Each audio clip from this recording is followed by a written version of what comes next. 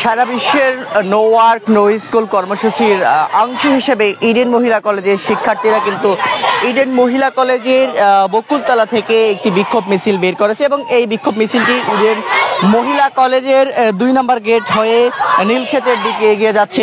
সেটি কিন্তু আমরা দেখতে পাচ্ছি, এই মুহূর্তে আপনাদেরকে সরাসরি দেখাচ্ছিলাম। দর্শক দেখতে পাচ্ছেন যে ইডেন মহিলা কলেজের শিক্ষার্থীরা কিন্তু বের হয়েছেন এই সারা বিশ্বের সঙ্গে একাত্মতা প্রকাশ করে নো ওয়ার্ক নো স্কুল যে কর্মসূচি পালন হচ্ছে আজকে সেটির অংশ হিসেবে ইডেন কলেজের শিক্ষার্থীরা কিন্তু বের হয়েছেন এবং বিভিন্ন স্লোগান দিচ্ছেন। তারা দেখতে পাচ্ছেন, সেটি কিন্তু আমরা আপনাদেরকে এই মুহূর্তে সরাসরি দেখাচ্ছিলাম।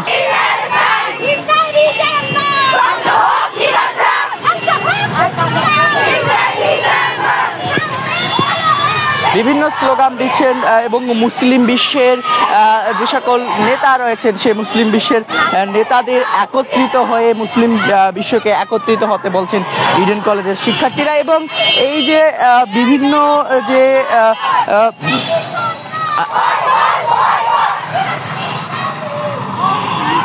সরাসরি দেখাচ্ছিলাম কিন্তু আপনাদেরকে যে বিভিন্ন ইস্যু নিয়ে এর আগেও আমরা দেখেছিলাম যে ইডেন মহিলা কলেজের শিক্ষার্থীরা সবার আগে বের হয়েছিলেন এবং আজকেও কিন্তু সেই বিষয়টিকে নিয়ে একত্রতা প্রকাশ করে সেটি কিন্তু তারা এই বিক্ষোভ মিছিল করছেন এবং সেটি কিন্তু আমরা আপনাদেরকে সরাসরি দেখাচ্ছিলাম। এই মুহূর্তে নীলক্ষেত পর্যন্ত এসেছে তাদের এই বিক্ষোভ মিছিলটি, নীলক্ষেত পর্যন্ত এসেছে এবং তারা এখান থেকে রাজু ভাস্কর্যের দিকে সম্ভবত এগিয়ে যাবেন, রাজু ভাস্কর্যের দিকে যাচ্ছেন তেমনটি কিন্তু আমরা দেখতে পাচ্ছি। মূলত ইডেন কলেজের শিক্ষার্থীরা প্রতিবাদী, এর আগেও বিভিন্ন ইস্যুতে তারা প্রতিবাদ করেন সবার আগে, সেটি কিন্তু প্রমাণ রেখেছেন ইডেন কলেজের শিক্ষার্থীরা এবং তারা রাজু ভাস্কর্যের দিকে এগিয়ে যাচ্ছে তেমনটি কিন্তু আমরা দেখতে পাচ্ছি। এবং এই মুহূর্তে ইডেন কলেজের যে শিক্ষার্থীরা এখানে এসেছেন বিক্ষোভ কর্মসূচি পালন করছেন সেটি কিন্তু আমরা আপনাদেরকে দেখাচ্ছিলাম। তো দর্শক, এই ছিল এখন পর্যন্ত এবং এই যে বিভিন্ন ইস্যু নিয়ে মুসলিম বিশ্বের নেতাদের অনেকে বড় বড় যে মুসলিম দেশগুলো রয়েছে সে সকল দেশের নেতাদের অনেকে চুপ রয়েছেন এবং তাদেরকে বলছেন যে সকলে মিলেমিশে যেন একত্রতা প্রকাশ করে মুসলিম বিশ্বের সকলকে নিয়ে যেন মুসলিম বিশ্ব একত্রিত থাকতে পারে, সেটি কিন্তু বলছেন এই বিক্ষোভ থেকে ইডেন কলেজের শিক্ষার্থীরা বলছেন। এবং যে মানবাধিকার লঙ্ঘন হচ্ছে সে মানবাধিকার লঙ্ঘনে জাতিসংঘের যে ভূমিকা, সে জাতিসংঘের ভূমিকা নিয়েও কিন্তু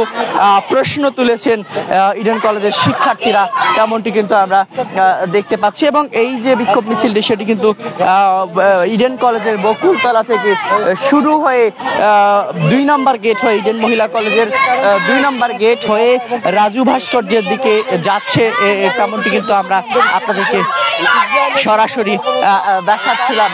প্রিয় দর্শক, কে কোথা থেকে দেখছেন সেটি কিন্তু কমেন্টস করতে পারেন এবং ভিডিওটি আপনার বন্ধু বান্ধবদের দেখার সুযোগ করে দিতে, শেয়ার করে দিতে পারেন।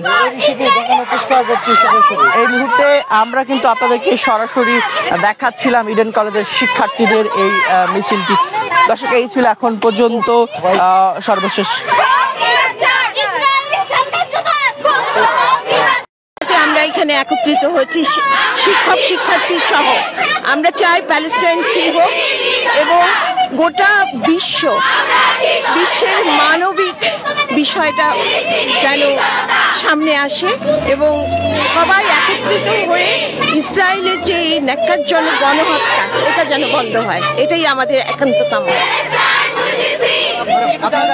আচ্ছা, আমি ডক্টর শামসুন্নাহার, অধ্যক্ষ ইডেন মহিলা কলেজ।